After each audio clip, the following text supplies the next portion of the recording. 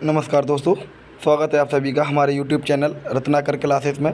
तो आज का हमारा टॉपिक रहेगा नेज या निज अर्धचालक और ठोसों में निबिड़ संकुलन। इससे पहले हम इन सब के बारे में पढ़ चुके, तो इसे नहीं पढ़ेंगे। नेज या निज अर्धचालक क्या होते हैं? जो शुद्ध अर्धचालक होते हैं उन्हें ही हम बोलते हैं नेज या निज अर्धचालक। एक शुद्ध अर्धचालक को नेज या निज अर्धचालक कहते हैं। दो शुद्ध चालक में आपको नाम याद रखना है, सिलिकॉन और जर्मेनियम। बोर्ड एग्ज़ाम में इससे संबंधित क्वेश्चन आ चुका है कि सिलिकॉन या जर्मेनियम में ये दोनों क्या हैं, तो अर्धचालक है। और धातु दे देगा आपको अधातु, तो पूछा जाएगा अर्धचालक कौन है इनमें से, या चालक कौन है। इस तरीके से क्वेश्चन पूछ सकते हैं। अब देखिए लिखा है, छोटा सा टॉपिक ये, बाह्य या अपद्रव्य अर्धचालक। बाह्य अपद्रव्य अर्धचालक, जब किसी अर्धचालक में अति अल्प मात्रा में कोई अशुद्धि मिला दी जाए। देखिए अशुद्धि मिलाने की बात किस किस की कर रहे हैं, ये आर्सेनिक है, एंटीमनी और फास्फोरस। ठीक है, ये ध्यान रखना, आर्सेनिक, एंटीमनी, फास्फोरस मिलाने की बात करें। ये लिखा हुआ है ETC आदि मिलाई जाती है तो उसकी चालकता कई गुना बढ़ जाती।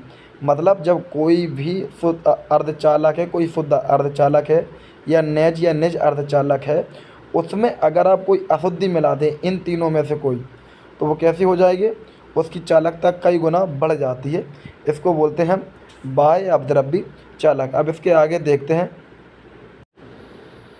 तो देखिए आगे क्या है, इस क्रिया को मादन कहते हैं। कौन सी क्रिया को? जो अभी हम बात कर रहे थे, किसकी बात कर रहे थे, कि जब नेज या निज अर्धचालक में कोई अशुद्धि मिला दी जाए। अशुद्धि किसकी?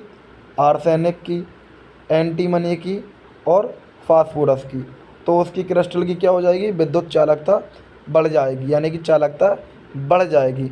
इस क्रिया को हम बोलते हैं मादन, यानी कि मिक्स करने की क्रिया को बोलते हैं मादन।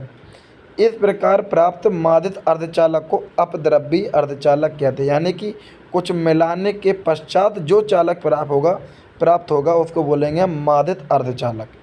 नेक्स्ट देखिए, ये दो प्रकार के होते हैं, यहाँ लिखा हुआ है। क्वेश्चन बनने के चांसेस कम है, लेकिन फिर भी टॉपिक है तो इसको कंप्लीट कर लेते हैं। n प्रकार के अर्धचालक कौन कौन से होते हैं?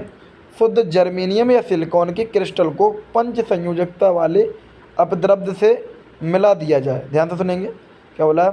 शुद्ध सिलिकॉन या जर्मेनियम के क्रिस्टल को पंच संयोजकता वाले अपद्रव्य से मिलाने पर n प्रकार के अर्धचालक प्राप्त होते। देखिए पंच संयोजकता वाले होते कौन है? सबसे बड़ी बात तो ये है, जिनके लास्ट में 5 इलेक्ट्रॉन हो, यानी कि जैसे नाइट्रोजन, फास्फोरस। नाइट्रोजन को नहीं मिला सकते, उसका एक अलग रीज़न है, लेकिन फास्फोरस को मिलाते हैं तो फास्फोरस का परमाणु क्रमांक होता है 15। जब आप इसका इलेक्ट्रॉनिक विन्यास करेंगे तो लास्ट में 5 ही आएंगे। ठीक है, और लास्ट में किस किस के 5 में आते, तो एक वीडियो अपलोड हो चुकी है, क्लास 10th की है, वो आप देख सकते हैं। आवर्त सारणी में हमने बताया, उसमें जो नाइट्रोजन फास्फोरस है उनके सभी के लास्ट में जितने भी आते, इस नाइट्रोजन फास्फोरस वाले वर्ग में नाइट्रोजन परिवार सबके लास्ट में 5 आते हैं। तो आइए आगे बढ़ते हैं। क्या कह रहा है, n प्रकार के अर्धचालक क्या है? जब शुद्ध सिलिकॉन या जर्मेनियम में फास्फोरस मिला दिया जाए या आर्सेनिक या एंटीमनी, इनको मिलाने से जो क्रिस्टल प्राप्त हो जाएगा वो आपका कहलाएगा कौन? वो आपका कहलाएगा, सॉरी यहाँ पर थोड़ा सा एक गड़बड़ हो गई है। हाँ अब ठीक है, अब देख लेते हैं, अब ज़्यादा दिखाई दे रहा है यहाँ पे। तो क्या बोला था हमने अभी, n प्रकार के अर्धचालक होते क्या हैं? शुद्ध सिलिकॉन या जर्मेनियम में अगर फास्फोरस मिला दिया जाए या आर्सेनिक मिला दिया जाए या एंटीमनी, इनको मिलाने से होता क्या है कि अगर आपने देखा होगा कि जो बॉन्ड बनता है, एक बॉन्ड बनता है 2 इलेक्ट्रॉन से, अगर सिंगल बॉन्ड है तो आप यहाँ देखेंगे केवल एक सिलिकॉन को उठाएं, एक सिलिकॉन को देखेंगे आप। देखिए थोड़ा सा हम और हाइड कर देते, एक सिलिकॉन को देखिए, सिर्फ आपको एक को देखना है। तो जो एक सिलिकॉन है वो कितने बॉन्ड बना रहा है? 4। देखो गौर से आप, केवल एक सिलिकॉन 4 बॉन्ड बना रहा है, और 4 बॉन्ड बना रहा है तो 4 बॉन्ड बनाने के लिए एक तो किसी और से बनाएगा, मतलब एक ये 2 इलेक्ट्रॉन, एक ये 4 इलेक्ट्रॉन की ज़रूरत है। तो वो तो वर्ग 14 का ही है, तो 4 तो उसके पास है ही। लेकिन जब 5 वाला आ जाएगा तो 1 इलेक्ट्रॉन फ्री हो जाएगा, मतलब 1 इलेक्ट्रॉन एक्स्ट्रा बढ़ जाएगा। कैसे बढ़ जाएगा उसको देखिए, देखिए आप, ये देखिए फिगर में बना हुआ है, ये देख पा रहे हैं, एक छोटा सा लिखाया है कि इलेक्ट्रॉन, मुक्त इलेक्ट्रॉन। तो जब 4 बॉन्ड उसके बंध में बन जाएंगे, 5, मान लो एक सिलिकॉन गया तो 4 इलेक्ट्रॉन ले गया, दूसरा एक फास्फोरस आएगा तो 5 इलेक्ट्रॉन लेके आएगा, 4 अपनी जगह लग जाएंगे, 1 इलेक्ट्रॉन फ्री हो जाएगा। जो इलेक्ट्रॉन फ्री हो जाएगा उसकी वजह से क्या हो जाता है, उसकी चालकता बढ़ जाती है। आई होप आप समझ पा रहे होंगे आप। नेक्स्ट देखिए पी प्रकार का अर्धचालक। पी प्रकार के में क्या है, इसमें छोटी सी उल्टा है। शुद्ध सिलिकॉन या जर्मेनियम में के क्रिस्टल को त्रिसंयोजकता वाले, क्या बोला, त्रिसंयोजकता, यानी कि 3 इलेक्ट्रॉन जिसके पास हो उनको मिला दिया जाए। तो इसमें देखेंगे फिगर में 3 इलेक्ट्रॉन वाले में अगर आप मिलाएंगे तो होगा क्या, 4 की ज़रूरत है उसको, ध्यान से सुनेंगे, 4 की ज़रूरत है। अगर एक बोरान गया, सॉरी सिलिकॉन एक गया तो 4 इलेक्ट्रॉन ले जाएगा, और 4 की जगह हमें चाहिए कितने, 4 ही चाहिए, लेकिन 4 ना होने की वजह से जो बोरान आता है उसके पास 3 आते हैं। जब 3 आएंगे सॉरी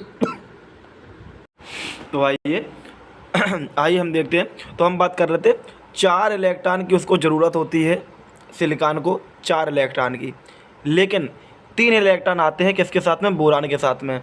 तो 3 इलेक्ट्रॉन बिजी हो जाते हैं, एक ये होल रह जाता है या छिद्र रह जाता है, देखिए यहाँ पर लिखा है, तो ये एक धनात्मक छिद्र रह जाता है।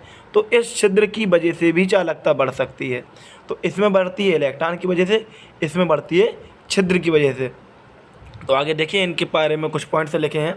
पी प्रकार के अर्धचालक शुद्ध जर्मेनियम या सिलिकॉन के क्रिस्टल को त्रिसंयोजकता से अपद्रव से मदद कराने में पी प्रकार का अर्धचालक प्राप्त होता है। तो ये तो हमने पढ़ लिया था कि इसमें त्रिसंयोजकता वाले से मिलाया जाएगा, इसमें 5 संयोजकता यानी कि पंचसंयोजकता वाले। एन प्रकार के अर्धचालक इलेक्ट्रॉनों की गति के कारण चालक होते हैं। यहाँ ध्यान से सुनिए, एन प्रकार के अर्धचालक में हमने बात की इलेक्ट्रॉन की वजह से होते हैं, चालक होते हैं, इन्हें ऋणात्मक चालक कहते हैं। देखिए क्योंकि जो इलेक्ट्रॉन होता है वो ऋणात्मक आवेश होता है उसके ऊपर। नेक्स्ट है पी प्रकार के अर्धचालक छिद्रों की गति के कारण चालक होते हैं, अतः इन्हें क्या बोलते हैं, धनात्मक अर्धचालक कहते हैं। नेक्स्ट देखेंगे इसके उपयोग क्या हैं। इसके उपयोग 2-3 लिखे हैं, डायोड बनाने में, ट्रांजिस्टर बनाने में, सोलर सेल बनाने में और रेडियो तरंगों की पहचान करने में। तो ये था इसका टॉपिक, ठीक है ना। तो आगे वीडियो देखने के लिए धन्यवाद। सॉरी।